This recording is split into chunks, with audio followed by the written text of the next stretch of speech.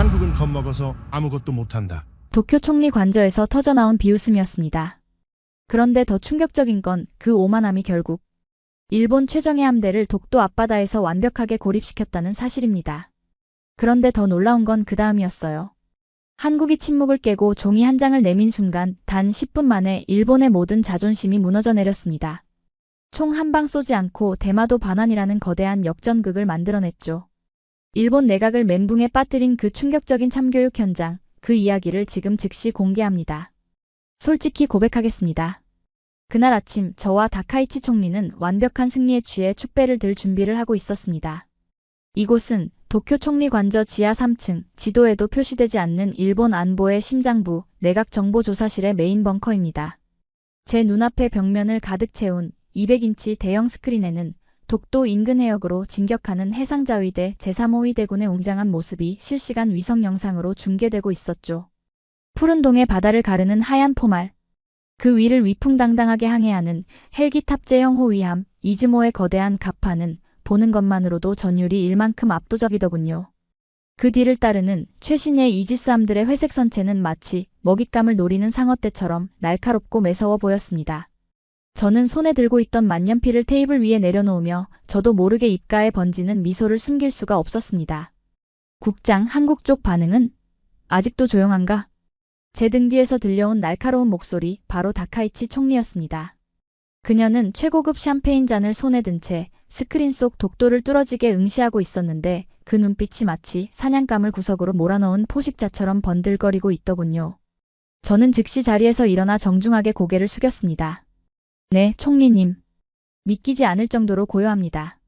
서울의 통신망, 청와대 한라인, 심지어 한국군 합참이 데이터 트래픽까지 전부 분석해봤지만 특이사항은 제로입니다. 보통 이 정도 상황이라면 서울 광화문 광장은 촛불과 화형식으로 불타올라야 정상 아니겠습니까? 한국 외교부는 주일 대사를 불러 침을 튀기며 항의해야 하고 한국 해군은 비상을 걸고 낡은 구축함이라도 띄워야 했습니다. 그게 우리가 수십 년간 봐왔던 감정적이고 다혈질적인 한국의 전형적인 모습이었으니까요. 그런데 이번엔 판이 완전히 달랐습니다. 마치 한국 전체가 거대한 방음벽 뒤로 숨어버린 것처럼 기이할 정도의 침묵만이 흐르고 있었던 겁니다. 총리는 붉은 립스틱이 묻은 샴페인 잔을 입술에서 떼며 묘한 만족감을 드러내더군요. 역시 겁을 먹었군. 내 말이 맞았어. 불과 몇 시간 전이었죠. 다카이치 총리는 전 세계 외신 기자들을 모아놓고 일본 헌정사상 가장 위험하고 도발적인 연설을 감행했습니다. 카메라 플래시가 번개처럼 터지는 그 단상 위에서 그녀는 확신에 찬 목소리로 이렇게 외쳤던 겁니다. 다케시마는 역사적으로나 국제법적으로나 명백한 일본의 고유 영토입니다. 현재 한국이 불법으로 점거하고 있는 이 상황을 일본은 더 이상 좌시하지 않을 것입니다. 이제 행동으로 보여주겠습니다. 그 한마디는 사실상 선전포고나 다름없었습니다. 일본 열도는 환호했고 우익 단체들은 거리로 쏟아져 나와 우길기를 흔들었지만 안보를 담당하는 제 입장에서는 솔직히 등 뒤로 식은땀이 흐르는 도박이기도 했죠. 만약 한국이 죽기 살기로 덤벼든다면 우리 역시 적지 않은 피해를 감수해야 했기 때문입니다. 하지만 결과를 보십시오. 한국은 침묵했습니다. 저는 이 침묵의 의미를 분석하기 위해 지난밤 한숨도 자지 못하고 데이터를 긁어모았지만 결론은 하나로 귀결되더군요. 바로 한국은 포기했다는 것입니다. 생각해보면 당연한 일 아니겠습니까? 냉정하게 객관적인 전력 차이를 따져보십시오. 우리 해상자위대의 총 톤수는 한국 해군을 압도합니다. 우리에겐 아시아 최강이라 불리는 이지스 시스템이 있고 세계 최강인 미국이라는 든든한 뒷배가 버티고 있습니다. 반면 한국은 어떻습니까? 반도체 경기는 불확실하고 출산율은 바닥이며 정치는 사분오열되어 있습니다. 그런 그들이 지금처럼 경제가 휘청거리는 상황에서 감히 일본과 전면전을 벌인다. 계산기를 두들겨 볼 줄 아는 머리가 있다면 절대 불가능한 시나리오라는 걸 한국 대통령도 알았던 겁니다. 국장, 그거 아나? 짖는 개는 절대 물지 못해. 총리는 스크린 속 점점 독도 영해선에 근접해가는 우리 함대를 가리키며 낮은 목소리로 읊조렸습니다. 그동안 한국이 독도 문제로 시끄럽게 떠들었던 건 역설적으로 자신들이 약하다는 걸 알았기 때문이야. 진짜 강자는 소리 지르지 않아. 그냥 밟아버리면 되니까. 그 말에 저는 전적으로 동의할 수밖에 없었습니다. 국제정치는 감성이 아니라 철저한 힘의 논리이며 침묵한다는 것은 곧 굴복을 의미하는 것이니까요. 저는 모니터 한 구석에 띄워진 한국 대통령 집무실의 실시간 동향 보고서를 힐끔 쳐다봤습니다. 특이 동향 없음. 통상 업무 수행 중. 이 보고서가 제게는 마치 한국의 백기투항 문서처럼 느껴지더군요. 함대 사령관에게 연결해. 총리의 명령에 통신관이 즉시 마이크를 넘겼습니다. 벙커 안의 스피커를 통해 현장에 나가 있는 사토 제독의 긴장된 목소리가 치직거리는 잡음과 함께 흘러나왔죠. 네, 총리님. 제3호위대군 사령관 사토입니다. 현재 독도 남동방 20해리 지점 통과 중입니다. 사토 제독, 눈에 보이는 한국군은 있나? 없습니다. 레이더 반경 100km 이내에 한국 군함은 단 한 척도 식별되지 않습니다. 심지어 해경 경비정조차 보이지 않습니다. 바다는 완전히 비어 있습니다. 그 보고를 듣는 순간 제 등골을 타고 짜릿한 전율이 흘렀습니다. 해경조차 철수시켰다니 말입니다. 이건 단순한 무대응이 아니라 아예 독도를 우리에게 넘겨주겠다는 무언의 메시지가 아닐까 하는 생각마저 들더군요. 다카이치 총리의 얼굴에 승리의 홍조가 떠올랐습니다. 그녀는 저를 돌아보며 득의양양한 미소를 지어 보였습니다. 봤지, 구로다? 이게 바로 현실이야. 우리가 깃발을 들고 나아가면 저들은 알아서 길을 비키게 되어 있어. 그녀는 다시 마이크를 잡고 역사에 남을 명령을 내렸습니다. 좋아. 계속 진격해. 영해선을 넘어서 독도가 육안으로 보일 때까지 밀고 들어가. 한국이 어디까지 참나 한번 보자고. 알겠습니다. 전 함대, 증속. 목표는 다케시마. 우렁찬 복명복창 소리와 함께 스크린 속 붉은 점들이 독도를 향해 속도를 높이기 시작했습니다. 벙커 안의 참모들은 서로 눈을 마주치며 안도의 한숨을 내쉬거나 작게 주먹을 쥐어 보이며 기뻐했죠. 저 역시 넥타이를 살짝 풀며 의자 깊숙이 몸을 기댔습니다. 모든 것이 계획대로, 아니, 계획보다 훨씬 더 완벽하게 돌아가고 있었으니까요. 한국의 그 잘난 자존심이 우리의 압도적인 무력 앞에서 종이장처럼 구겨지는 꼴을 보니 10년 묵은 채증이 내려가는 기분이었습니다. 그런데 말입니다. 정말 이상한 일이었습니다. 분명 우리의 작전은 완벽했고 한국은 겁을 먹고 숨어버린 게 확실한데 왜 제 오른쪽 가슴 한구석이 이토록 불안하게 뛰는 걸까요? 저는 무심코 데이터 분석 모니터의 하단 수중 음향 센서의 파형을 들여다보았습니다. 아주 미세했지만 평소와는 다른 불규칙한 노이즈가 섞여 있는 것 같았습니다. 마치 깊은 바닷속에서 거대한 고래가 숨을 죽이고 있는 듯한 그런 기분 나쁜 정적 말입니다. 국장님? 무슨 문제라도 있으십니까? 부하 직원이 제 표정을 살피며 조심스럽게 물어보더군요.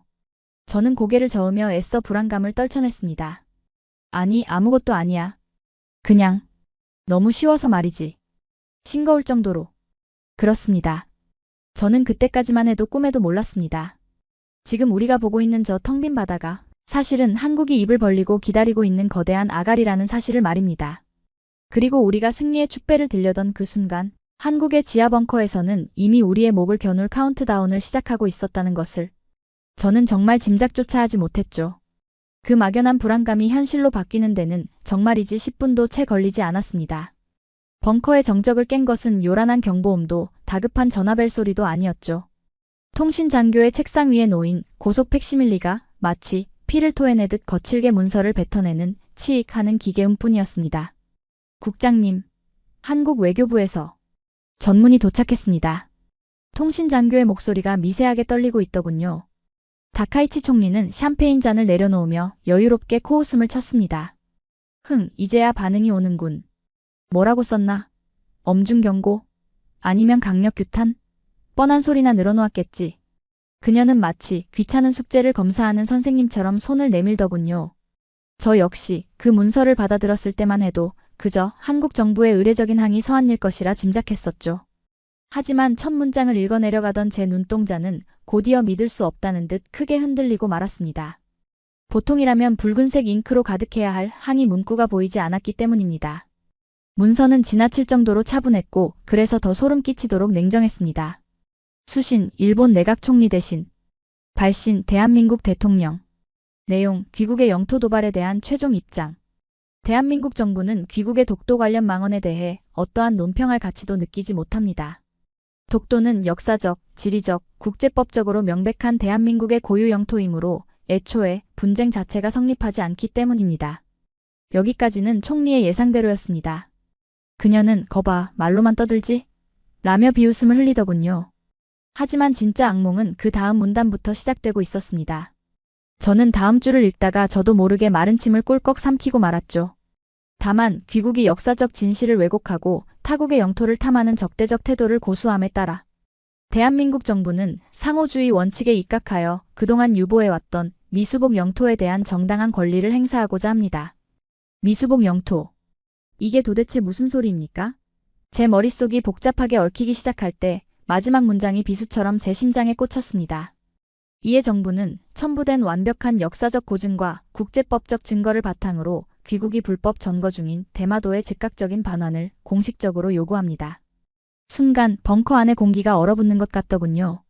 다카이치 총리의 얼굴에서 핏기가 싹 가시는 게 보였습니다. 그녀는 팩스 용지를 낚아채듯 가져가더니 부들부들 떨리는 손으로 문장을 다시 읽어내려갔습니다. 네. 대마도? 지금 한국 놈들이 미친 건가? 감히 누구 땅을 내놓으라 말하는 거야. 총리의 날카로운 비명이 벙커의 콘크리트 벽을 때렸습니다. 저 역시 당황스럽기는 마찬가지였지만 정보국장인 제 눈에 들어온 것은 총리의 분노가 아니라 문서 뒤에 첨부된 증거자료의 압도적인 두께였죠. 단순한 주장이 아니었습니다.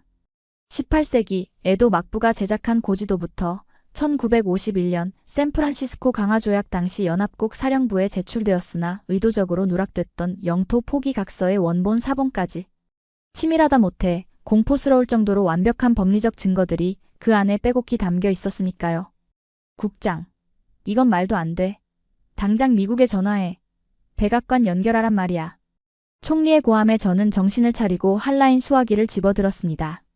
그래, 미국이라면 다를 것이라 생각했죠. 미국은 한미일 공조를 생명처럼 여기니 한국의 이런 돌발 행동을 강력하게 제지해 줄 것이라 믿고 싶었던 겁니다. 아니, 솔직히 말씀드리면 지푸라기라도 잡는 심정이었는지도 모릅니다. 신호음이 3번 울리고 미 국무부 동아태 차관보의 목소리가 들려왔습니다.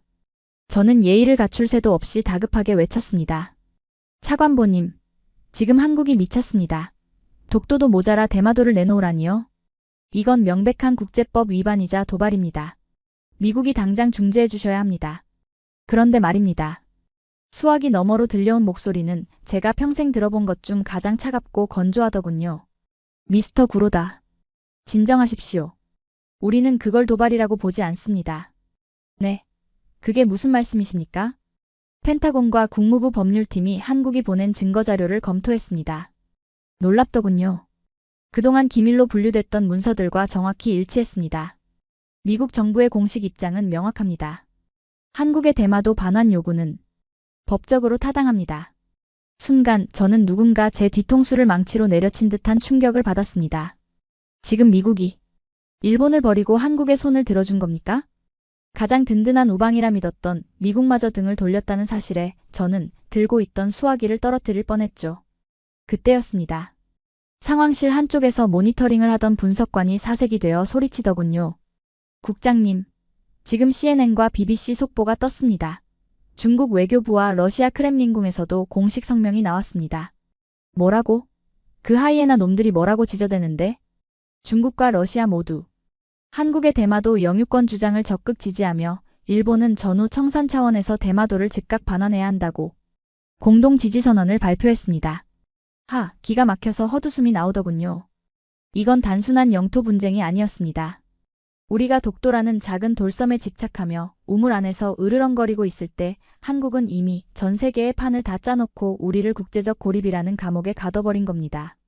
미국, 중국, 러시아, 그리고 유럽의 나토까지 이념과 체제를 넘어 전 세계가 한국을 대장으로 인정하고 일본을 범죄자로 지목하고 있는 이 말도 안 되는 상황 말입니다.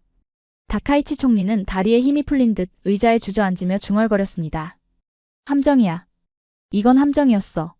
독도를 미끼로 우리를 끌어들인 뒤 대마도를 뺏으려는 속셈이었어.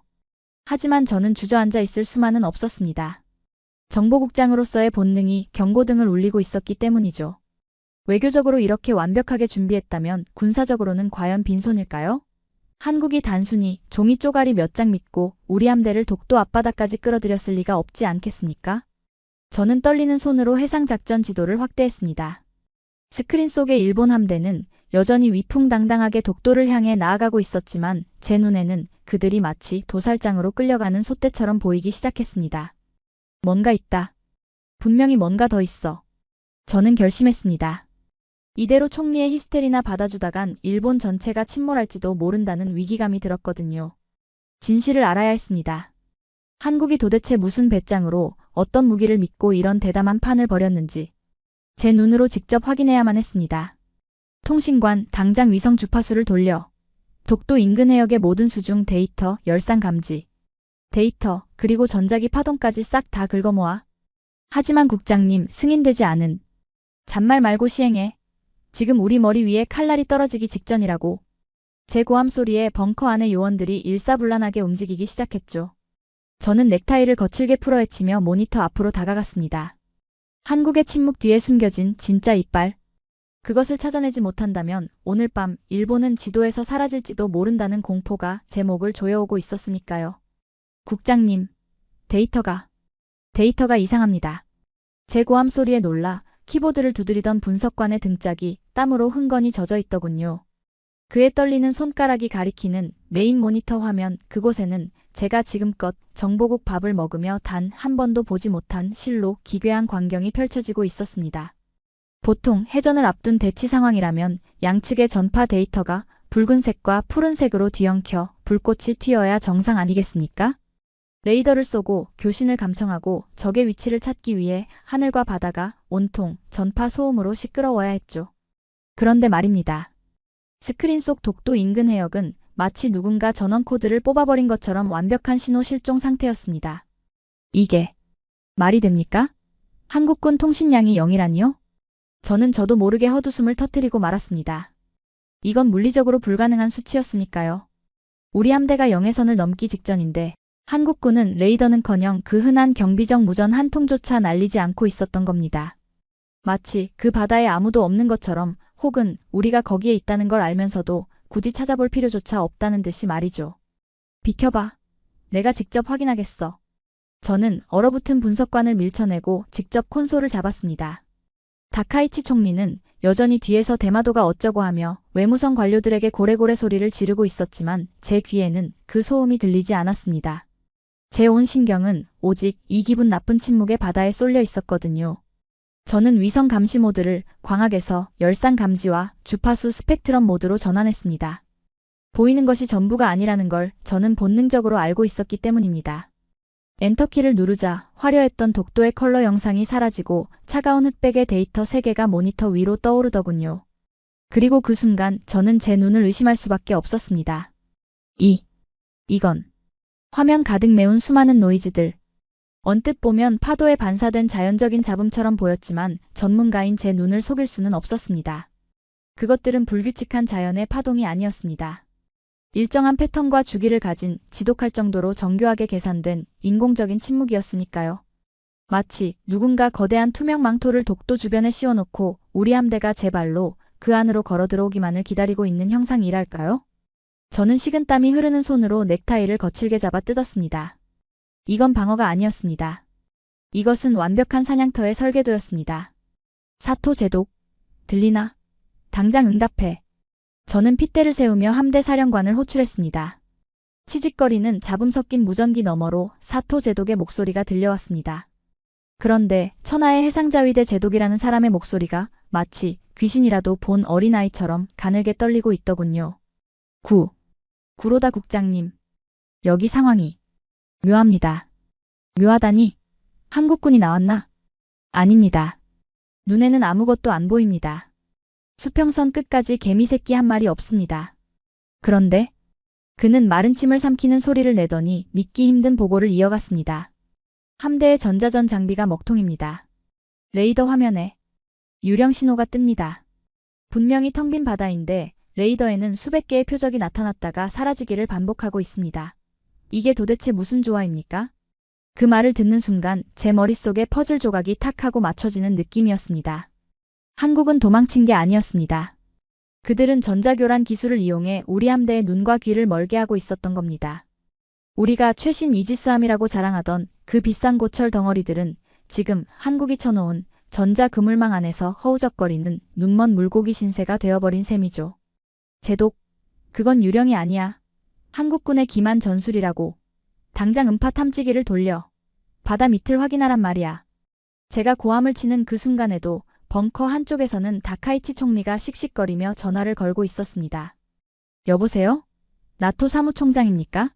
아니, 당신들마저 한국 편을 들면 어떡합니까? 대마도는 우리 땅이라고요. 총리의 저 애처로운 절규가 제 귀에는 마치 침몰하는 배의 선장이 지르는 비명처럼 들리더군요. 외교적으로는 이미 고립무원. 그리고 군사적으로는 눈먼 장님. 이 상황에서 우리가 할 수 있는 일이라곤 그저 한국 처분만 기다리는 것밖에는 없어 보였습니다. 하지만 한국의 대응은 잔인하리만치 차분했습니다. 제가 모니터링하고 있던 한국군 합참이 통신망. 그곳에서는 여전히 어떠한 공격 명령도 비상 대기 신호도 잡히지 않고 있었거든요. 마치 너희 따위는 비상을 걸 레벨도 아니다 라고 말하는 것 같았죠. 그 압도적인 여유, 그 기분 나쁜 침묵이 저를 미치게 만들더군요. 차라리 욕을 하고 미사일을 쏘면 대응이라도 할 텐데 이렇게 투명 인간 취급을 당하니 공포감은 배가 되었습니다. 그때였습니다. 제 모니터 한 구석 비식별 신호감지 램프의 붉은 불이 깜빡이기 시작한 것은요. 그것은 우리 함대의 통신망이 아닌 외부에서 강제로 치고 들어오는 해킹 신호였습니다. 보안팀이 막을 새도 없었습니다. 순식간에 벙커의 중앙 스크린이 지직거리더니 검은 바탕에 흰 글씨가 타자기를 치듯 한 글자씩 나타나기 시작하는 게 아니겠습니까? 시스템 경고, 외부 데이터 수신 중. 발신자, 대한민국 해군 작전사령부. 뭐야? 한국군이 우리 벙커를 해킹한 거야? 다카이치 총리가 전화를 끊고 경악하며 소리쳤습니다. 저 역시 숨을 멈추고 화면을 응시했죠. 하지만 화면에 뜬 것은 바이러스나 협박 문구가 아니었습니다. 그것은 단 한 장의 고해상도 사진과 짧은 좌표 데이터였습니다. 사진 속에는 칠흑 같은 어둠 속 흐릿한 녹색 불빛 아래서 잠만경을 보고 있는 한국군 잠수함 승조원의 모습이 찍혀 있었습니다. 그의 눈빛은 너무나도 침착했고 입가엔 묘한 미소마저 머금고 있더군요. 그리고 사진 아래 적힌 문구를 본 순간 저는 그 자리에서 주저앉을 뻔했습니다. 표적, 일본 호위함 이즈모. 거리 400m. 상태, 조준 완료. 400m? 제 입에서 신음 같은 탄식이 터져나왔습니다. 400m면 사실상 우리 배 바로 밑바닥에 붙어 있다는 뜻 아닙니까? 우리가 독도를 향해 신나게 달려가는 동안 한국의 핵추진급 잠수함, 아니 저 괴물 같은 도산 안창호함은 우리 발밑에서 조용히 따라오며 언제든 배의 허리를 두 동강 낼 준비를 마쳤던 겁니다. 사토 제독, 지금 당장 발밑을 봐. 탐지기가 아니라 눈으로 직접 확인해. 제 비명에 가까운 무전에 잠시 후 사토 제독의 떨리는 목소리가 스피커를 타고 흘러나왔습니다. 그 목소리에는 체념과 공포 그리고 경외감이 뒤섞여 있더군요. 구로다 국장님. 여기 상황이 묘합니다. 묘하다니? 한국군이 나왔나? 아닙니다. 눈에는 아무것도 안 보입니다. 수평선 끝까지 개미 새끼 한 마리 없습니다. 그런데 그는 마른 침을 삼키는 소리를 내더니 믿기 힘든 보고를 이어갔습니다. 바다가 갈라지고 있습니다. 우리 배 바로 옆에서 검은 괴물이 올라오고 있습니다. 저는 눈을 질끈 감았습니다. 드디어 올 것이 왔구나. 한국이 쳐놓은 그 유령의 바다에서 진짜 실체가 모습을 드러낸 것입니다. 국장님, 전방 400m, 수심 30m 지점에서 거대 물체 급부상 중입니다. 충돌합니다. 벙커의 고성능 스피커가 찢어질 듯 울려 퍼진 사토 제독의 비명. 그것은 단순한 보고가 아니라 죽음의 문턱을 마주한 인간이 내지르는 원초적인 절규에 가까웠습니다. 그 소리가 채 끝나기도 전에 정면 벽을 가득 채운 200인치 메인 스크린의 화면이 마치 지진이라도 난 것처럼 거칠게 요동치기 시작했죠. 현장에 있는 헬기 탑재 호위함 이즈모의 고성능 광학 카메라가 포착한 영상이었는데 잔잔하던 동해 바다 한가운데가 마치 거인의 손에 의해 찢겨나가는 것처럼 좌우로 갈라지고 있었습니다. 쿠우, 쾅. 최첨단 오디오 시스템을 통해 벙커 안으로 쏟아져 들어온 소리는 파도 소리가 아니었습니다.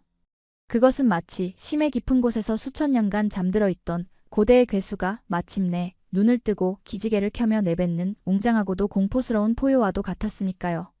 하얀 거품과 수증기가 폭발하듯 솟구쳐 오르는 그 혼란스러운 화면 속에서 마침내 검은색의 거대한 강철 산맥이 수면 위로 그 모습을 드러냈습니다. 수천 톤의 바닷물이 칠흑 같은 선체를 타고 폭포수처럼 쏟아져 내리는 광경. 다카이치 총리는 입을 벌린 채 숨을 쉬는 것조차 잊어버린 듯했고 저는 쥐고 있던 몽블랑 볼펜이 뚝뚝 하고 부러지는 줄도 모른 채 화면 속으로 빨려 들어갈 듯 몸을 기울였습니다. 저게 도대체 뭐야? 고래인가? 누군가 신음하듯 내뱉었지만 그것은 생명체가 아니었죠. 물 한 개가 서서히 걷히고 드러난 그 실체는 우리가 정보보고서에서 수없이 분석하고 비웃었던 그 어떤 한국산 잠수함과도 차원이 달랐으니까요. 매끈하고 치명적인 유선형의 선체. 태양빛마저 몽땅 집어삼키는 무광의 특수 흡음 타일. 그리고 무엇보다 압도적인 것은 바로 그 크기였습니다.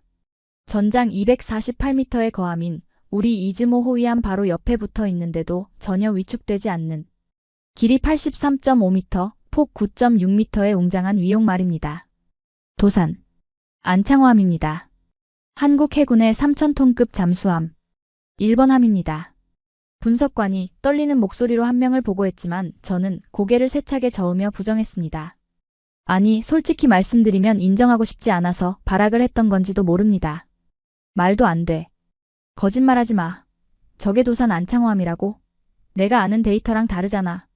제가 기억하는 한국의 재래식 잠수함은 디젤 엔진 소리가 시골 경운기처럼 시끄럽고 자망 시간도 고작해야 며칠을 넘기지 못하는 삼류 장비여야 했습니다.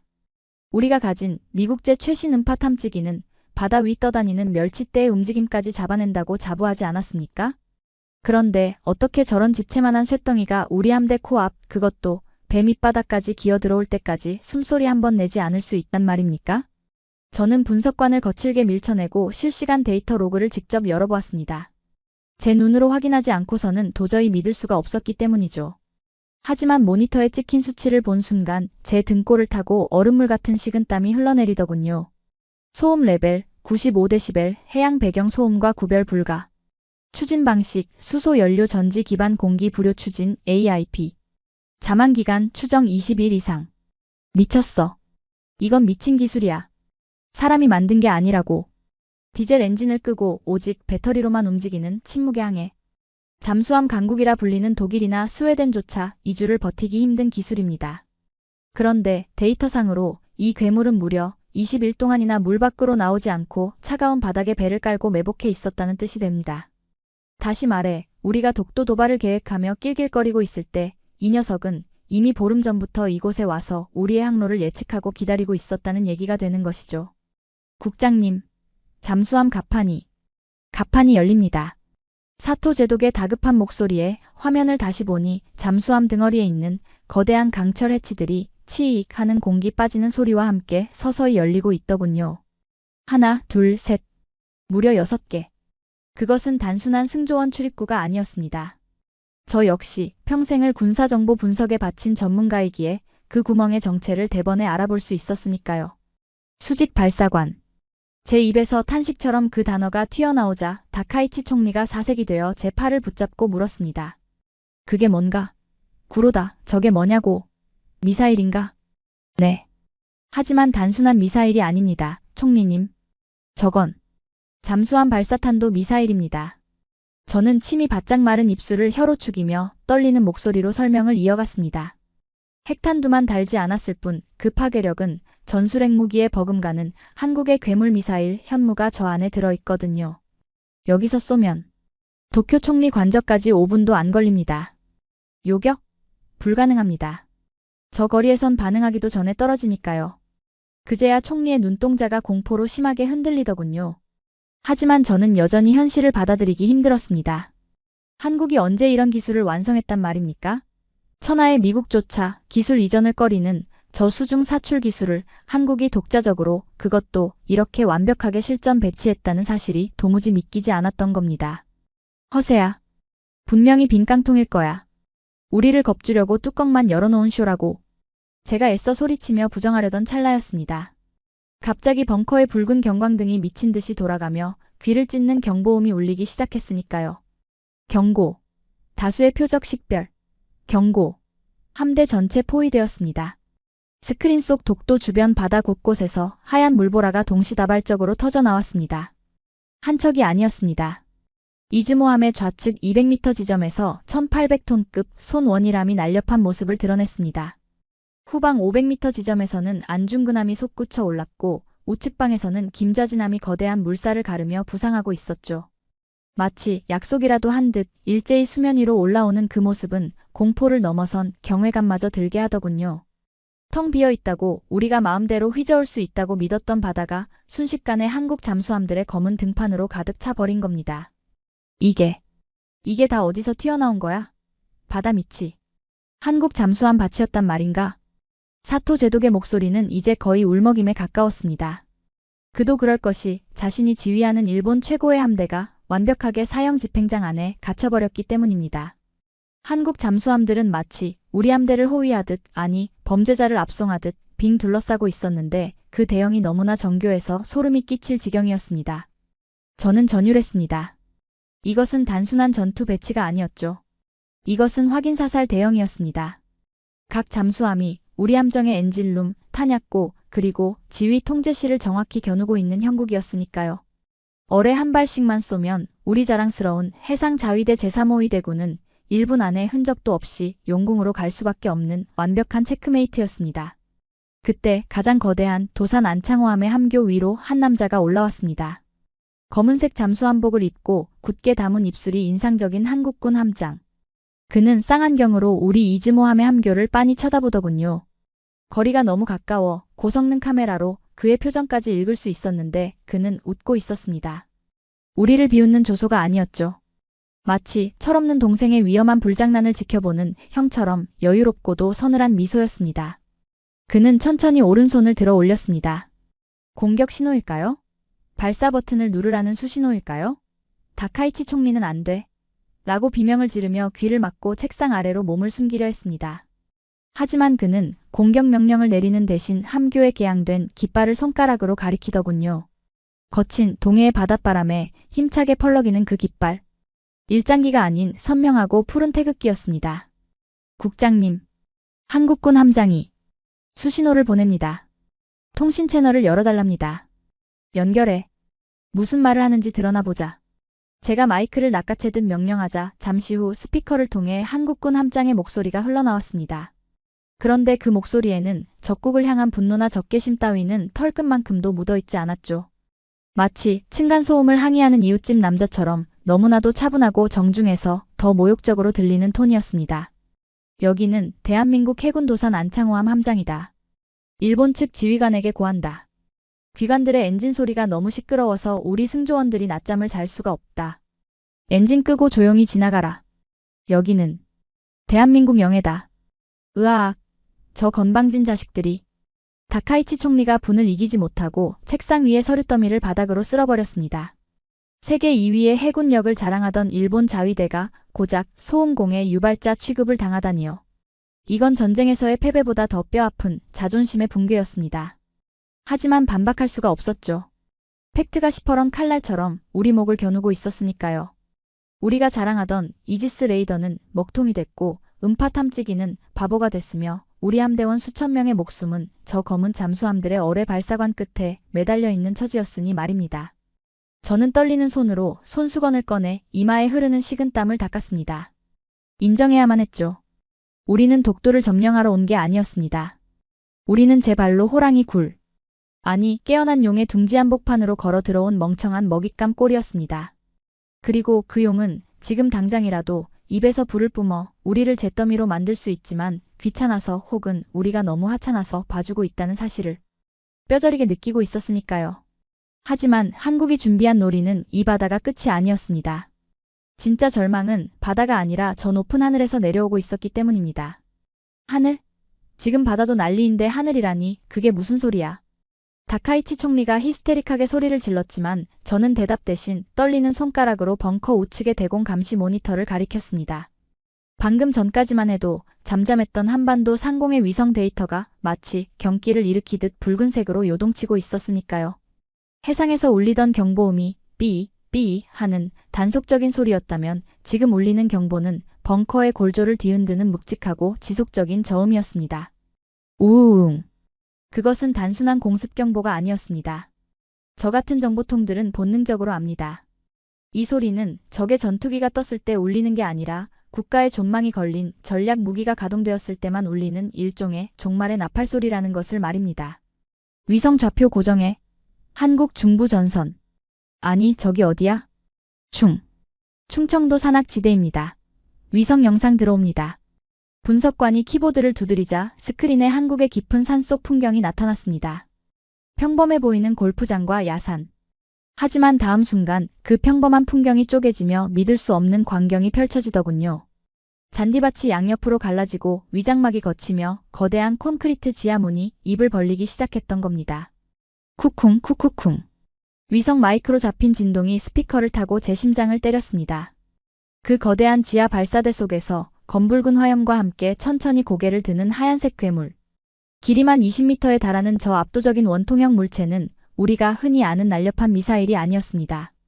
그것은 차라리 우주로 쏘아 올리는 로켓에 가까워 보였죠. 현무. 현무5입니다. 제 입에서 신음처럼 그 이름이 새어나왔습니다. 전 세계 군사 전문가들이 괴물이라 부르며 두려워하는 그 무기.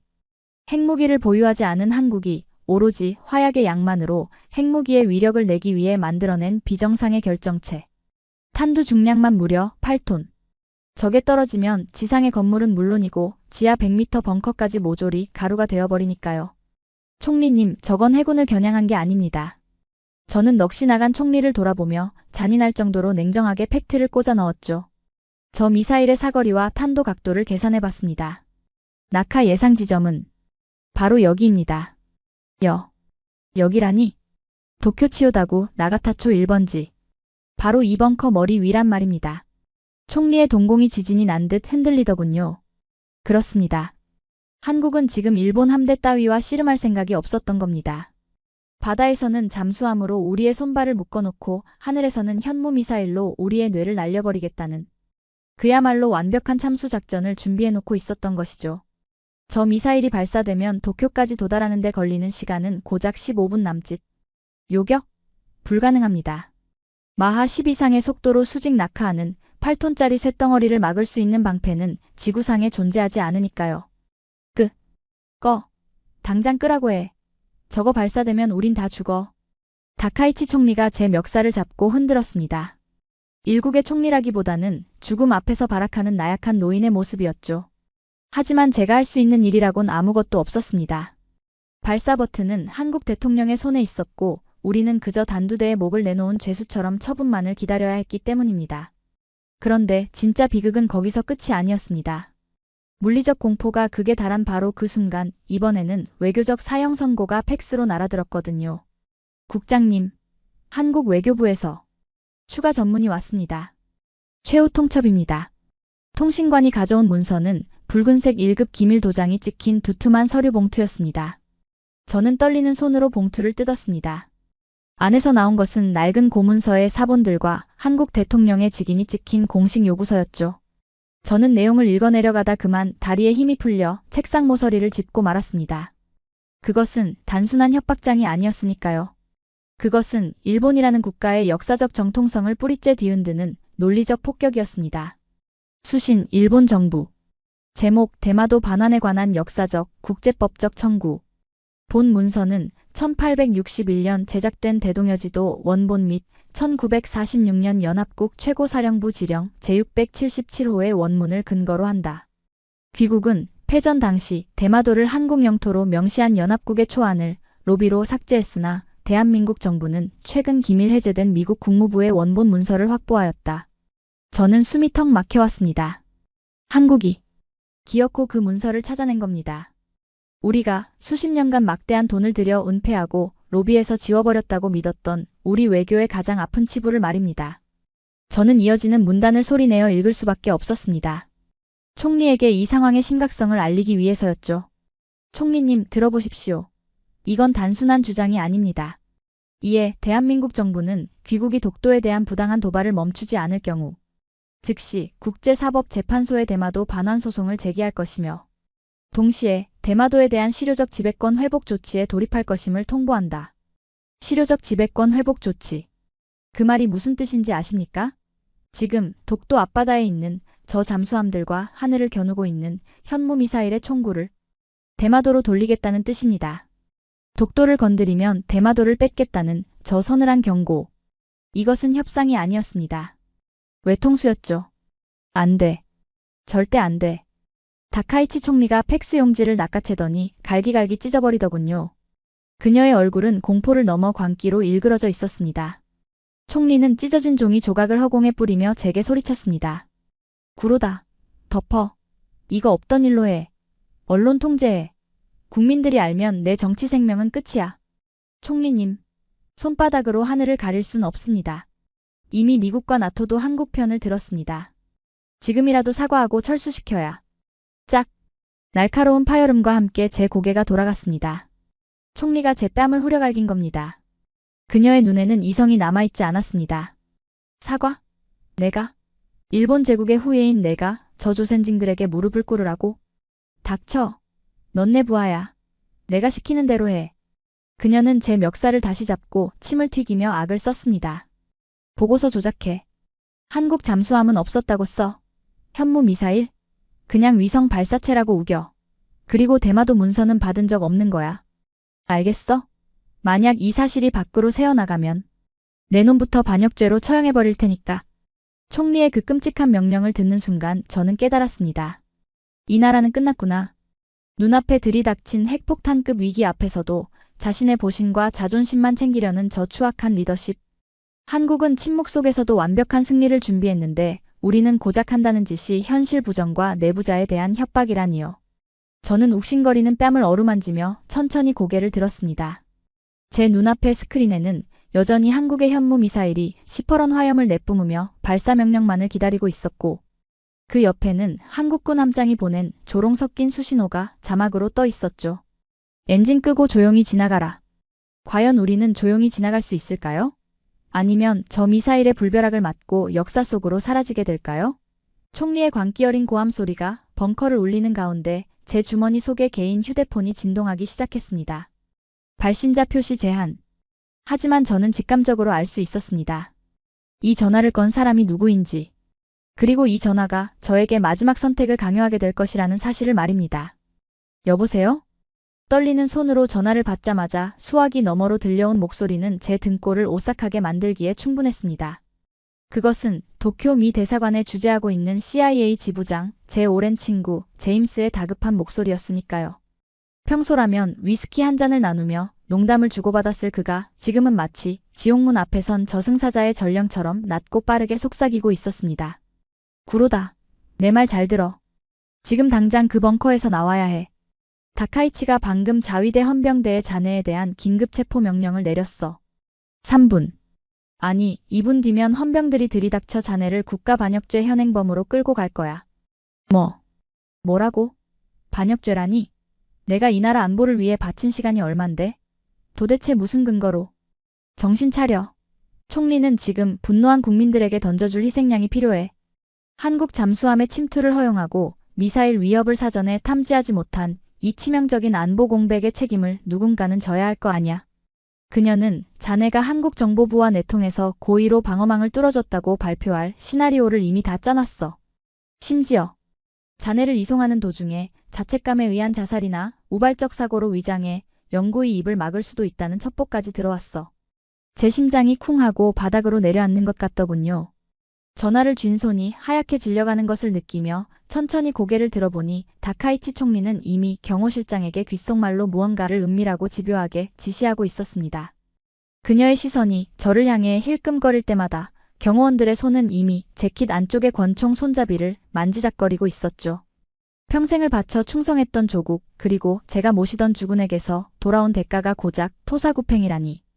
입안에서 비릿한 피맛이 느껴질 정도로 입술을 깨물었지만 제임스의 다음 말은 저를 더 깊은 절망, 아니 기이한 경외감의 구렁텅이로 밀어넣었습니다. 그리고 구로다. 내가 마지막으로 자네에게 보낼 파일이 하나 있어. 펜타곤이 한국 국방과학연구소 서버에서 입수한 기밀 로그야. 자네가 죽기 전에 이건 꼭 봐야 해. 이걸 보면 알게 될 거야. 왜 일본이 졌는지. 왜 너희가 죽었다 깨어나도 그들을 이길 수 없는지 말이야. 띠링. 제 개인 태블릿으로 고용량의 암호화 파일 하나가 전송되었습니다. 파일명 프로젝트 복수. 복수라니.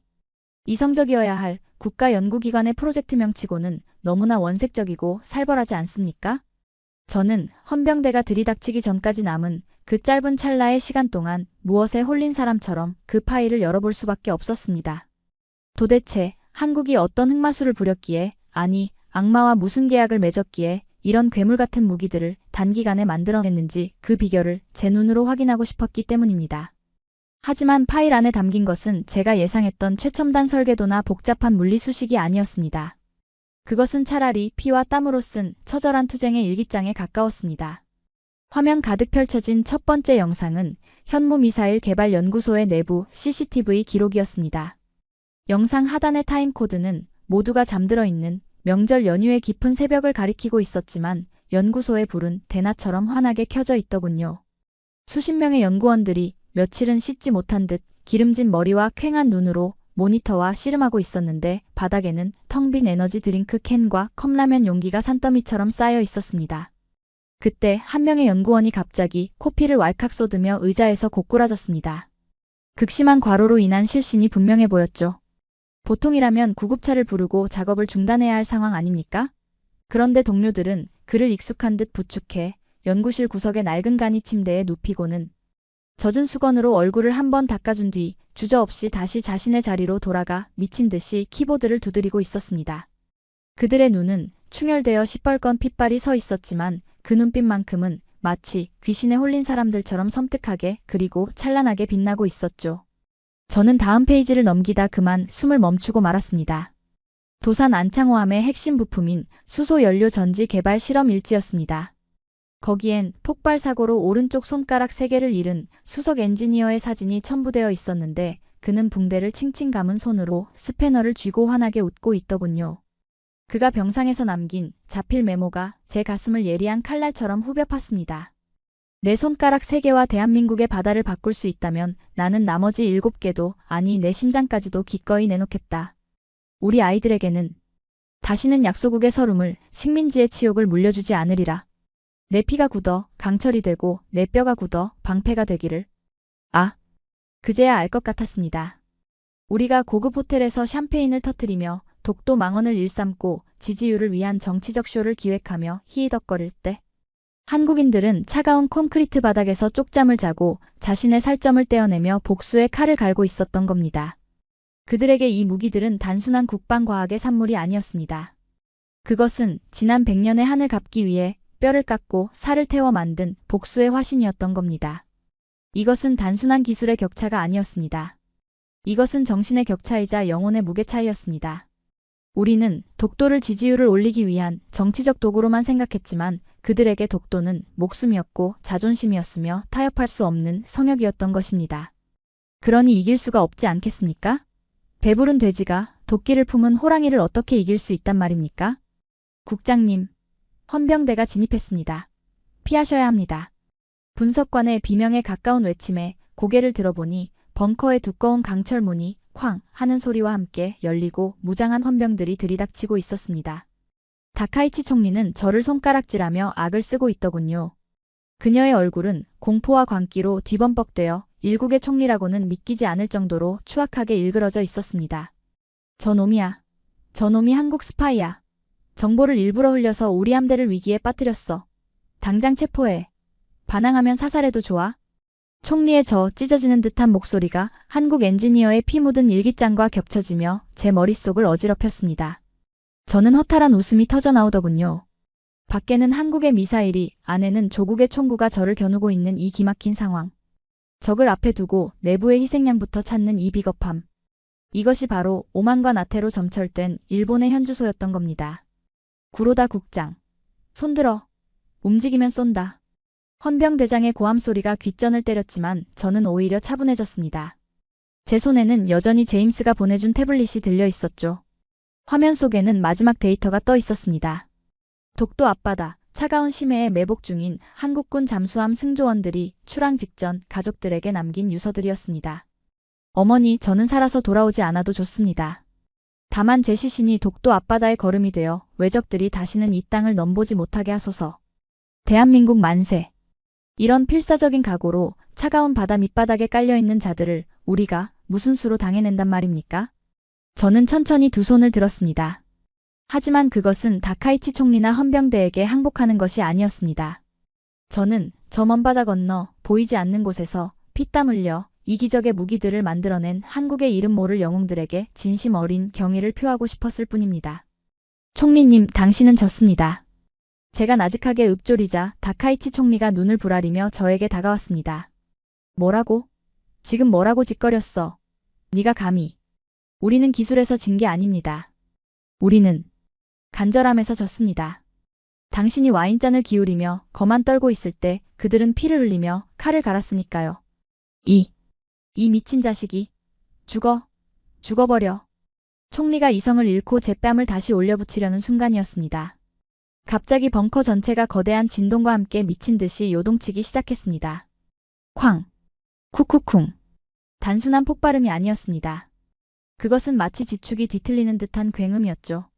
독도 앞바다를 포위하고 있던 수십 척의 한국 잠수함들이 보낸 최후의 경고이자 그들이 일제히 수면 위로 급부상하며 일으킨 거대한 노을성 파도의 충격파가 일본 열도까지 전해진 것이었습니다.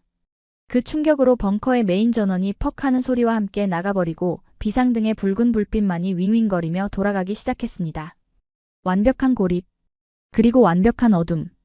조금 전까지 저에게 총구를 겨누던 헌병들도 중심을 잃고 쓰러졌고 다카이치 총리는 비명을 지르며 책상 밑으로 기어들어 가고 있었습니다.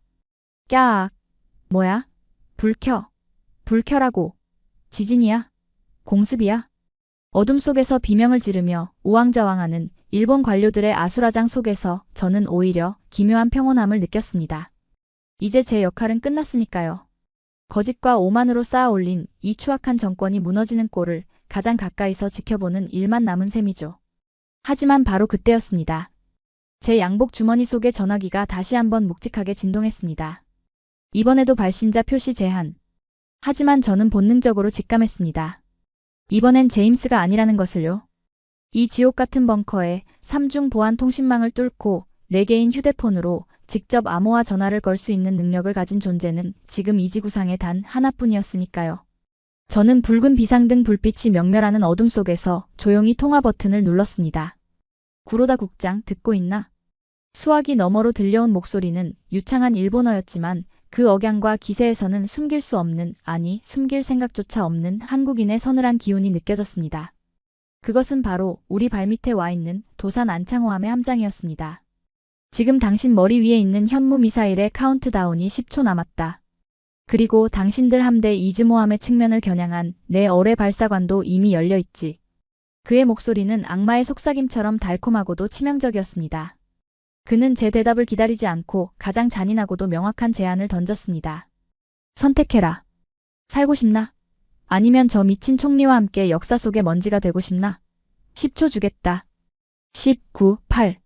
제 인생을 결정지을, 아니 일본이라는 국가의 운명을 결정지을 마지막 10초가 카운트다운 되기 시작한 겁니다. 제 눈앞에는 공포에 질려 바닥을 기어다니는 총리가 있었고 귓가에는 한국 함장의 숫자가 저승사자의 발자국 소리처럼 울리고 있었습니다.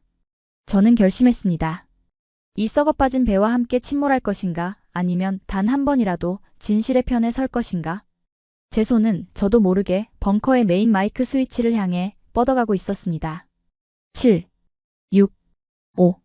수화기 너머로 건조하게 그리고 잔인할 정도로 규칙적으로 들려오는 한국군 함장의 카운트다운은 단순한 숫자의 나열이 아니었습니다.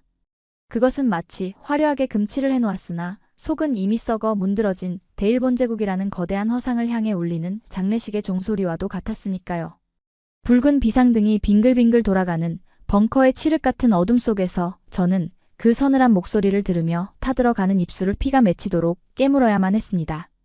단 10초. 그 짧은 찰나의 시간 안에 제가 할 수 있는 일이란 아무것도 없다는 무력감. 평생을 조국의 그림자 속에서 안보 전문가로 헌신해온 저 구로다의 인생이 이토록 초라하고 비참한 개죽음으로 끝날 줄은 꿈에도 몰랐던 겁니다. 구로다. 뭐해? 멍하니 있지 말고 빨리 어떻게 좀 해보라고. 미군 불러. 아니면 자위대전 병력을 총동원해서라도 저것들 막으라고. 다카이치 총리가 제 바짓가랑이를 붙잡고 늘어졌습니다. 그녀의 화려했던 젤 네일이 제 허벅지를 파고들며 제가 30년간 훈장처럼 입어왔던 최고급 이탈리아산 양복 바지를 찢어발겼지만 저는 통증조차 느낄 수 없었죠. 바닥을 기며 제발 살려달라고 뭐든지 다 주겠다고 애원하는 그녀의 모습. 공포로 인해 흉하게 일그러진 얼굴. 식은 땀과 눈물로 범벅이 되어 검은 기름처럼 번져버린 마스카라. 그리고 초점을 잃고 풀려버린 동공까지. 이것이 제가 그토록 지키려 했던 일본의 정점이자 강한 일본을 외치며 국민들을 선동하던 철의 여인의 실체였단 말입니까? 저는 허탈함을 넘어 위장 깊은 곳에서부터 뜨거운 구역질이 치밀어 오르는 것을 참아야 했습니다. 우리는 그동안 무엇을 위해 싸워왔던 걸까요?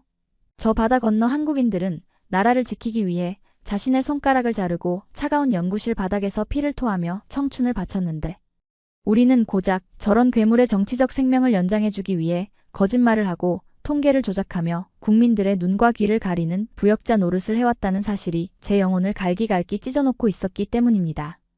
4. 3. 함장의 목소리가 이제 3에 도달했습니다. 그 숫자가 벙커의 스피커를 때리자 이곳은 그야말로 인간의 존엄성이 사라진 아비규환의 지옥도로 변해버렸습니다. 평소엔 엘리트라며 거들먹거리던 외무성 관료들과 별을 단 장군들은 이미 이성을 잃고 서로를 밀치며 비상구로 향해 짐승처럼 달아나고 있더군요. 하지만 두꺼운 강철 격벽은 이미 한국의 전자전 공격으로 시스템이 마비되어 굳게 봉쇄된 상태. 그들은 닫힌 문을 손톱이 빠지도록 긁으며 살려달라고 울부짖고 있었고 개중에는 공포를 이기지 못해 바지에 오물을 지리며 주저앉아 어린 아이처럼 엄마를 찾는 자들도 있었습니다. 그 비릿한 오물 냄새와 공포의 냄새가 뒤섞인 추악한 아수라장 한복판에 덩그러니 서 있는 저는 마치 세상에 홀로 남겨진 듯한 기이하고도 서글픈 적막감을 느꼈습니다. 아, 끝이구나. 이렇게 허무하게 끝나는구나. 모든 것이 무의미해 보였습니다. 독도도, 대마도도, 그리고 제가 평생 신념처럼 믿어왔던 일본의 부활이라는 꿈도 결국은 저 다카이치라는 탐욕스러운 정치인이 만들어낸 거대한 신기루이자 망상에 불과했던 겁니다. 저는 스르르 눈을 감았습니다.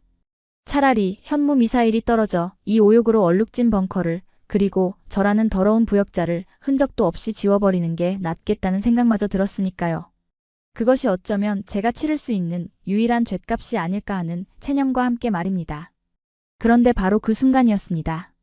수화기 너머의 한국군 함장이 카운트다운을 멈추고 뜻밖의 말을 던진 것은요. 구로다 국장. 아직도 망설이나? 죽여라. 차라리 죽여. 우린 이미 끝났다. 더 이상 볼 꼴도 없다. 제가 체념한 목소리로 거의 속삭이듯 대답하자 그는 콧방귀를 뀌며 이렇게 일갈하더군요. 죽는 건 쉽다. 비겁한 자들이나 도망치듯 죽는 거지. 당신은 지금 죽음을 선택하는 게 아니라 도망을 선택하려는 것 아닌가? 그의 목소리는 얼음장처럼 서늘했지만 그 안에는 제 폐부를 찌르는 묘한 울림이 있었습니다. 내 부하들은 살기 위해 유서를 썼다. 죽으러 가는 게 아니라 살아서 이 땅을, 내 가족을 지키기 위해 목숨을 걸었단 말이다. 그런데 당신은 고작 저런 썩어빠진 정치인 하나 때문에 죄 없는 일본 국민 전체를 수장시킬 셈인가? 그게 당신이 평생을 바쳐 지키려던 애국인가? 그 말 한마디가 제 머릿속을 번개처럼 때렸습니다. 살기 위해 유서를 썼다. 그렇습니다. 제가 태블릿으로 봤던 한국인들의 도끼는 파괴를 위한 것이 아니었습니다. 그것은 소중한 것을 지키기 위한 생존을 향한 처절한 몸부림이었습니다. 반면 우리는 어땠습니까? 우리는 지킬 것이 없었습니다. 우리가 지키려 했던 건 국민도, 영토도, 역사적 정의도 아닌 오직 기득권들의 썩은 자존심과 권력 그리고 그들이 던져주는 부스러기 같은 안락함 뿐이었으니까요. 진정한 군인은 국민을 위해 죽지만 정치 군인은 권력을 위해 국민을 죽인다는 사실을 저는 죽음의 문턱에 와서야 비로소 깨달은 겁니다. 기회는 딱 한 번이다. 당신 눈앞에 있는 마이크를 잡아라. 함장의 목소리가 제 귓가에 맴돌았습니다. 마치 제 영혼의 밑바닥을 꿰뚫어 보는 듯 했죠. 당신이 할 수 있는 유일한 속죄는 같이 죽는 게 아니라 진실을 말하는 것이다. 지금 전 세계가 듣고 있다. 당신의 입으로 이 미친 도박을 끝내라. 그것이 당신이 정보국장으로서 할 수 있는 마지막 임무다. 저는 천천히 눈을 떴습니다. 제 앞에는 여전히 제 다리를 붙잡고 덜덜 떨고 있는 다카이치 총리가 있었습니다. 그녀는 저를 올려다보며 애처롭게 아니 더할 나위 없이 추잡하게 속삭이더군요. 그녀의 눈에는 일본은 없었습니다. 오직 나라는 개인의 생존 본능만이 번들거리고 있었죠. 구로다. 너만 믿어. 네가 다 뒤집었어. 내가 살아야 일본이 살아. 응. 네 가족들은 내가 책임질게. 스위스 계좌에 넣어둔 비자금도 다 줄게. 내 정치자금 100억엔 그거 다 넣어줄게. 제발. 가족? 돈? 비자금? 지금 이 상황에서조차 더러운 거래를 시도하는 그 뻔뻔한 눈빛을 마주한 순간 제 안에서 무언가가 툭 하고 끊어지는 소리가 들리더군요. 그것은 제 평생을 오가매고 있던 맹목적인 충성심이라는 녹슨 사슬이었습니다. 저는 총리의 손을 거칠게 뿌리쳤습니다. 그녀가 바닥으로 나뒹굴었지만 저는 더 이상 그녀에게 경어를 쓸 가치조차 느끼지 못했죠. 아니요, 총리님. 당신이 살면 일본이 죽습니다. 뭐라고? 너 지금 제정신이야? 내가 누군지 알아? 난 이 나라의 총리야. 그녀가 악을 썼지만 제 귀에는 닿지 않았습니다. 저는 비틀거리는 걸음으로 벙커 중앙의 메인 콘솔을 향해 걸어갔습니다. 발걸음 하나하나가 천근만근처럼 무거웠지만 동시에 깃털처럼 가벼웠습니다. 마치 평생 짊어지고 있던 거짓의 갑옷을 벗어던진 느낌이랄까요? 어둠 속에서 붉은 비상등만이 명멸하는 그곳에 전 군과 전 국민에게, 아니 전 세계로 송출할 수 있는 국가 비상 마이크가 먼지를 뒤집어 쓴 채 놓여 있었습니다. 주변의 관료들이 저를 미친 사람 보듯 쳐다봤지만 저는 아랑곳하지 않았습니다. 제 손에는 땀으로 젖은 태블릿이, 그리고 제 가슴 속에는 한국 엔지니어들의 피 묻은 일기장이 불덩이처럼 뜨겁게 박혀 있었으니까요. 함장님, 약속 하나만 합시다. 저는 마이크 앞에 서서 수화기에 대고 나직하게 물었습니다. 이것은 적장에게 하는 부탁이 아니라 인간 대 인간으로서의 마지막 호소였죠. 내가 진실을 말하면 우리 국민들은 살려주겠어? 저 어리석은 다카이치는 몰라도 영문도 모르고 죽어갈 시민들은 죄가 없지 않소. 당신들도 무고한 사람을 죽이는 살인자가 되고 싶진 않을 것 아니오. 잠시 후 수화기 너머에서 침묵을 깨고 함장의 목소리가 들려왔습니다. 약속하지. 우리의 목표는 일본의 멸망이 아니라 침략의 야욕을 꺾는 것뿐이니까. 대한민국 군인은 무고한 피를 원하지 않는다. 그 대답이면 충분했습니다. 한국은 승자의 위치에서도 품격을 지키고 있었지만 우리는 패자의 위치에서도 비굴했습니다. 이 차이가 바로 오늘날의 결과를 만든 것이겠죠. 저는 수화기를 내려놓고 떨리는 손으로 마이크의 전원 스위치를 올렸습니다. 치익 하는 잡음과 함께 벙커의 스피커는 물론 NHK를 비롯한 일본 전역의 라디오와 TV 방송망이 제 목소리를 담을 준비를 마쳤습니다. 그제야 사태를 파악한 다카이치 총리가 짐승 같은 비명을 지르며 저에게 달려들더군요. 안 돼. 그건 안 돼. 끄라고. 만지지 마. 저놈 잡아. 저놈이 나라를 팔아먹으려고 해. 하지만 늦었습니다. 달려드는 경호원들보다 전파를 타고 나갈 제 목소리가 더 빨랐으니까요. 저는 저를 향해 달려오는 그녀를 보며, 아니 일본의 썩어빠진 과거를 향해 싸늘하고도 슬픈 미소를 지어 보였습니다. 이제 제가 한국에게 배운 그 간절함으로 답할 차례였죠. 비록 저는 오늘부로 매국노로 기록되겠지만 진실만은 역사에 남길 수 있기를 바라며 저는 숨을 깊게 들이쉬고 마이크를 입에 가져다 댔습니다. 제 목소리가 일본 열도의 밤하늘로 퍼져나가는 순간이었습니다. 존경하는 국민 여러분, 그리고 이 방송을 듣고 계신 전 세계 시민 여러분, 저는 일본 내각정보조사실 국장 구로다입니다. 지금부터 이 나라의 총리가 감추고 있던 추악한 진실을, 그리고 우리가 왜 대한민국에게 처참하게 패배할 수밖에 없었는지에 대한 모든 것을 고발하겠습니다. 지금 이 방송을 듣고 계신 국민 여러분, 우리는 철저히 속았습니다. 제 목소리가 마이크를 타고 벙커의 스피커를 넘어 일본 전역의 전파망으로 송출되는 그 순간, 저를 향해 달려들던 다카이치 총리는 마치 보이지 않는 투명한 벽에 부딪힌 듯 그 자리에 얼어붙고 말았습니다. 그녀의 눈동자는 경악으로 터질 듯 커졌고 입은 뻐끔거렸지만 이미 제 목소리는 돌이킬 수 없는 루비콘강을 건너고 있었으니까요. 저는 떨리는 숨을 삼키며 평생을 정보관료로서 침묵해왔던 제 입술을 열어 가장 뜨겁고 날카로운 진실의 탄환을 쏘아 올렸습니다. 다카이치 총리는 한국이 독도를 불법 점거하고 있다고 말했습니다. 한국이 무서워서 도망쳤다고 선동했습니다. 하지만 그것은 새빨간 거짓말입니다. 벙커 안의 모든 소음이 일순간에 사라지더군요. 저를 체포하려던 헌병들도 도망치려던 관료들도 모두가 홀린 듯 제 입만 바라보고 있었습니다. 저는 태블릿에 담긴 한국군 잠수함의 조준 화면과 현무미사일의 위성사진을 방송 송출 모니터에 띄웠습니다. 라디오로 듣는 이들에겐 제 떨리는 목소리가, TV를 보는 이들에겐 저 충격적인 영상이 동시에 전달되고 있었겠죠. 지금 화면을 보십시오. 이것이 우리가 마주한 현실입니다. 한국군은 도망친 게 아닙니다. 그들은 이미 보름 전부터 우리 함대 바로 밑바닥에 도산 안창호함을 비롯한 최정예 잠수함대를 매복시키고 있었습니다. 저는 모니터를 가리키며 목소리를 높였습니다. 여러분이 강한 일본을 외치며 환호하던 그 순간 우리 해상자위대 장병 3,000명의 목숨은 한국군 어뢰 발사관 끝에 매달려 있었습니다.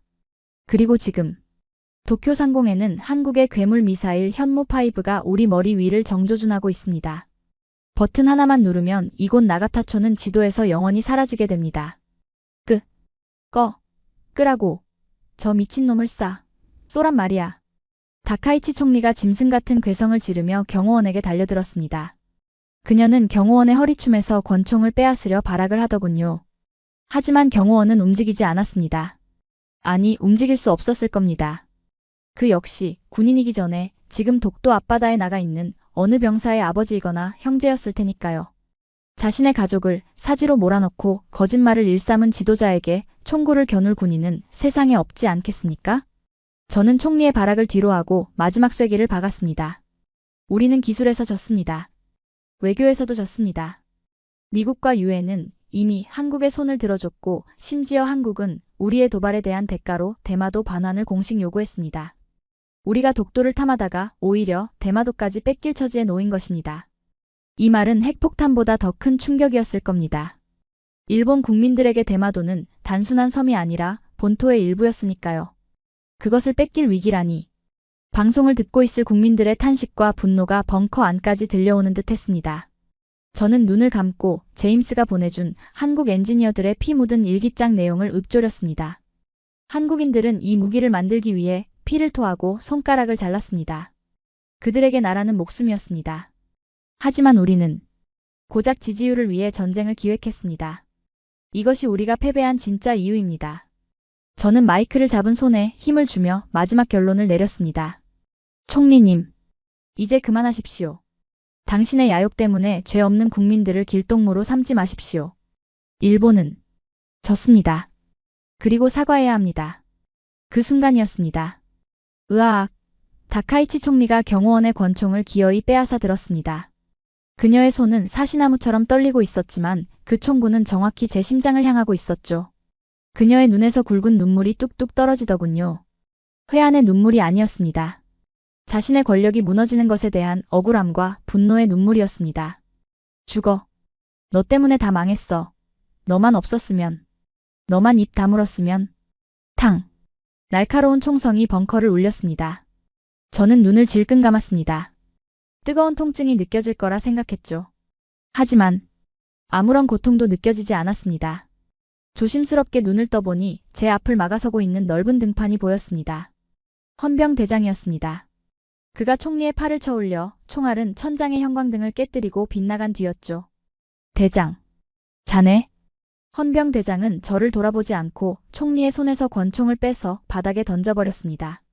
그리고 싸늘하게 식은 눈빛으로 총리를 내려다보며 말하더군요. 총리님, 그만하시죠. 추합니다. 뭐? 너도 반역이야. 너도 내 명령을 어기는 거야? 제 조카가 지금 이즈모함에 타고 있습니다. 헌병 대장의 그 한마디. 그것은 그 어떤 법전이나 군율보다 강력한 인간의 진심이었습니다.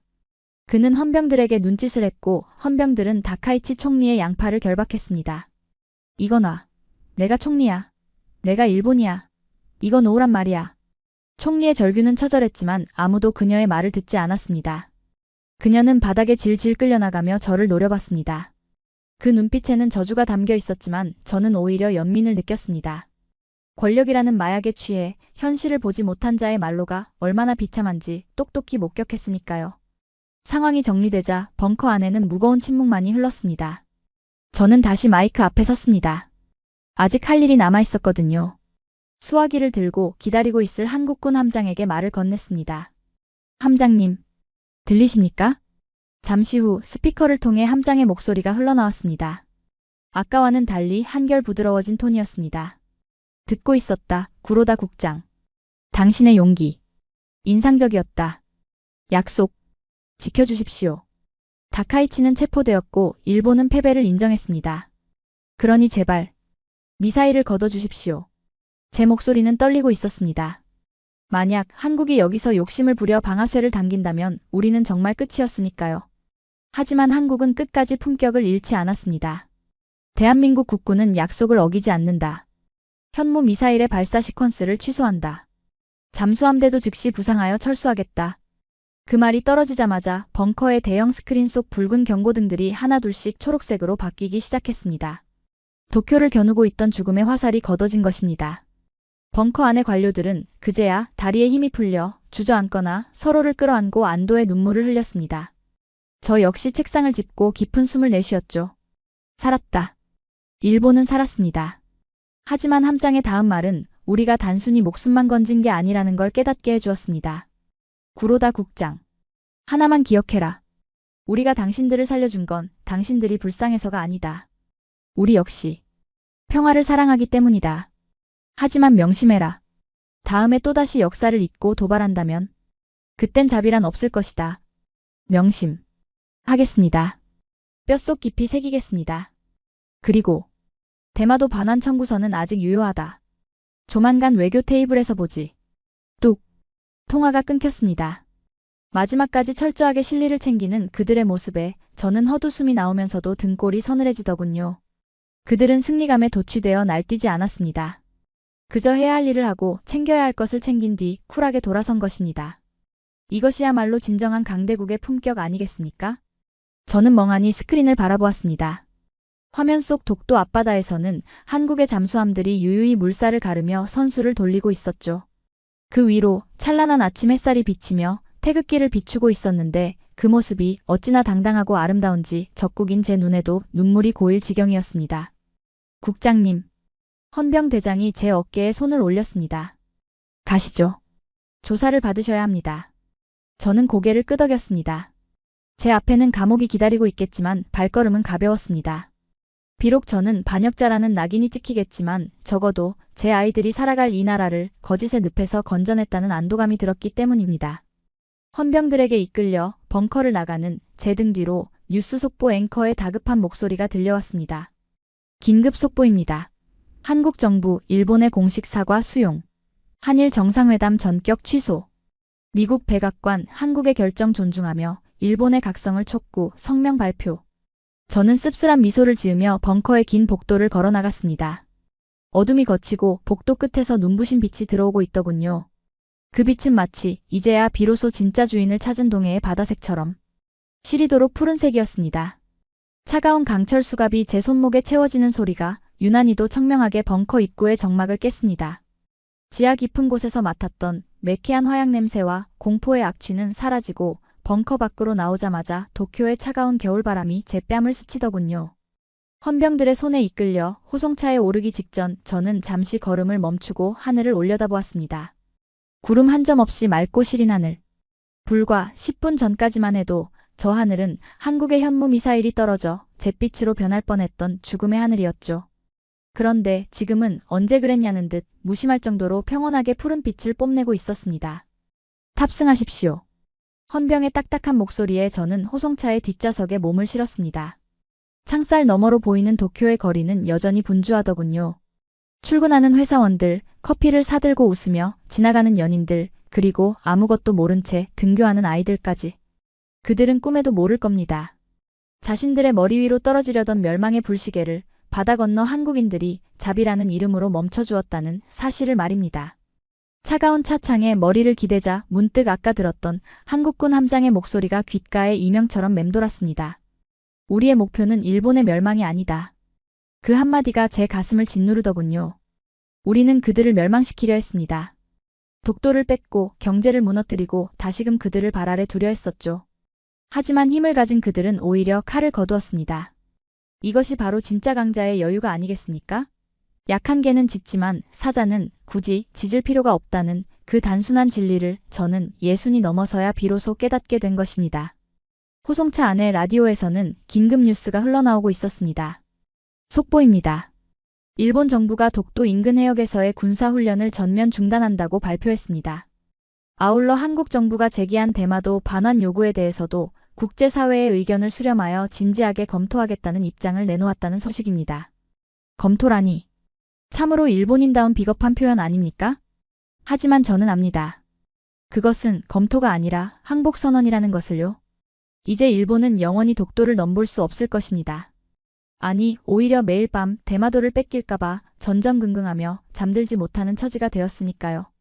우리가 건드린 영린의 대가는 이토록 혹독하고도 긴 공포로 남게 된 셈입니다.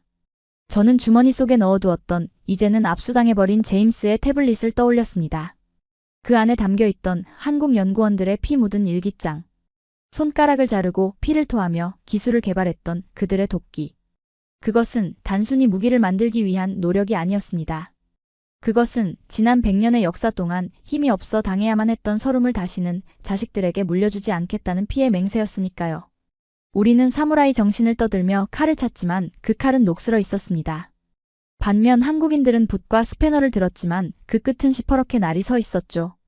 정신이 육체를 지배한다는 말이 있지 않습니까? 오늘 우리는 기술에서 진 것이 아니라 그 압도적인 정신력 앞에서 무릎을 꿇은 것입니다. 차창 밖으로 스쳐 지나가는 도쿄타워가 오늘따라 유난히 작아 보이더군요. 반면 제 마음속에 각인된 그 검은 잠수함, 도산 안창호함의 잔상은 점점 더 거대해져만 갔습니다. 바다 밑에서 숨죽여 기다리던 그 거대한 침묵. 그리고 결정적인 순간에 보여준 파괴적인 힘. 그것은 마치 동해 바다 깊은 곳에 웅크리고 있던 거대한 용이 눈을 뜬 모습과 같았으니까요. 이제 저는 감옥으로 갑니다. 반역자라는 오명을 쓰고 차가운 독방에서 남은 생을 보내게 되겠지요. 하지만 후회는 없습니다.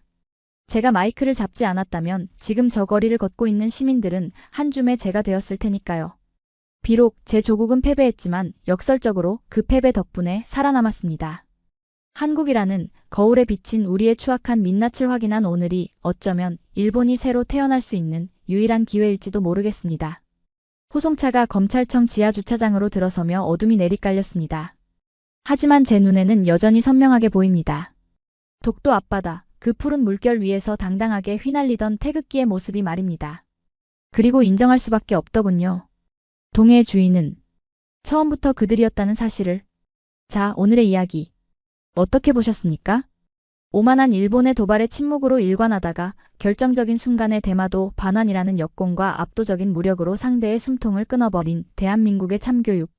총 한 방 쏘지 않고도 적을 굴복시킨 이 전율 돋는 전략이야말로 우리가 그토록 바라던 진정한 선진국의 모습이 아닐까 싶습니다. 여러분은 오늘 구로다 국장의 마지막 독백을 들으며 어떤 생각이 드셨나요? 일본이 다시는 독도를 넘보지 못하도록, 그리고 대마도까지 되찾을 수 있도록 지금 바로 댓글에 대한민국 만세 6글자를 힘차게 남겨주십시오. 여러분의 뜨거운 응원이 모여 더 강한 대한민국을 만듭니다. 지금까지 감동띵동이었습니다.